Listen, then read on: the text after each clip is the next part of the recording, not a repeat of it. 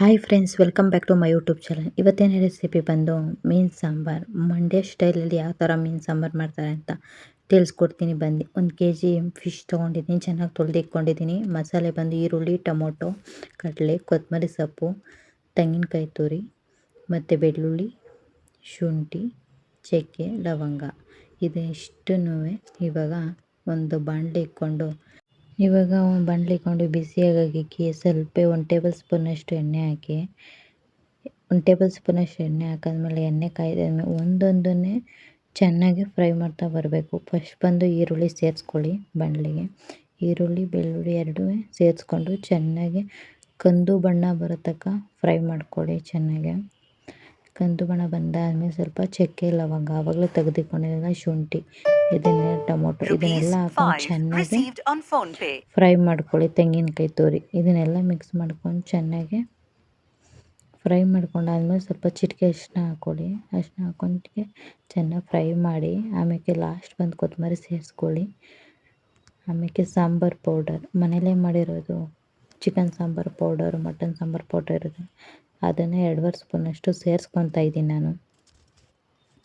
ಸೇರಿಸ್ಕೊಂಡೆಲ್ಲ mix ಮಾಡ್ಕೊಳ್ಳಿ. Mix ಮಾಡಾದ್ಮೇಲೆ ಆರಾಕ್ಬಿಟ್ಟು, ಆರಾದಮೇಲೆ ಅದನ್ನು ಒಂದು ಗ್ರೈಂಡರ್ಗೆ ಹಾಕ್ಕೊಂಡು ಚೆನ್ನಾಗಿ ರುಬ್ಕೊಳ್ಳಿ. ನುಣ್ಣಗಾಗೋ ತನಕ ಸ್ವಲ್ಪ ನೀರು ಸೇರಿಸ್ಕೊಳ್ಳಿ. ಅದಕ್ಕೆ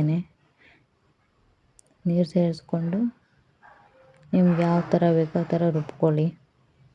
ಒಂದು ಗ್ಯಾಸ್ ಮೇಲೆ ಹಚ್ಚಿ ಒಂದು ಬಾಣಲೆ ಇಟ್ಕೊಳ್ಳಿ. 1 ಟೇಬಲ್ ಸ್ಪೂನಷ್ಟು ಎಣ್ಣೆ ಸೇರಿಸ್ಕೊಳ್ಳಿ. ಇದಕ್ಕೆ ಎಣ್ಣೆ ಸೇರಿಸ್ಕೊಂಡಾದ್ಮೇಲೆ ಒಂದೇ ಒಂದು ಈರುಳ್ಳಿ ಸಣ್ಣದು ಕಟ್ ಮಾಡಿ ಹಾಕ್ಕೊಂಡು ಚೆನ್ನಾಗಿ ಫ್ರೈ ಮಾಡ್ಕೊಳ್ಳಿ.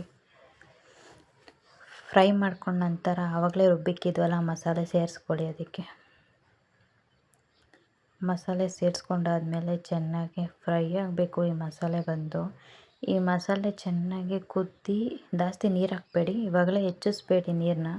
ಇವಾಗ ಸ್ವಲ್ಪ ಕುದಿಸಿ ಉಪ್ಪು ಹಾಕ್ಬಿಟ್ಟು ಚೆನ್ನಾಗಿ, ಉಪ್ಪು ಹಾಕದೇ ಇದ್ರೂ ಪರವಾಗಿಲ್ಲ, ಆಮೇಲೆ ಹಾಕಿದ್ರೆ ಆಯಿತು. ಈ ಮಸಾಲೆ ಬಂದು ಚೆನ್ನಾಗಿ ಈ ಥರ ಕುದೀತಾ ಇರಬೇಕು. ಈ ಥರ ಕುದ್ದಾದ್ಮೇಲೆ ಆಮೇಲೆ ಲಾಸ್ಟಲ್ಲಿ ಬಂದು ಉಪ್ಪು ಹಾಕಿ ಇದು ಒಂದೊಂದೇ ಫಿಶ್ನ ಸೇರಿಸಾದ್ಮೇಲೆ ಆಮೇಲೆ ಲಾಸ್ಟಲ್ಲಿ ಬಂದು ನೀವು ಆವಾಗಲೇ ವೀಡಿಯೋದಲ್ಲಿ ತೋರಿಸಿಲ್ಲ, ಹುಣಸೆಹಣ್ಣು ನೆನೆ ಹಾಕಿದ್ದೆ.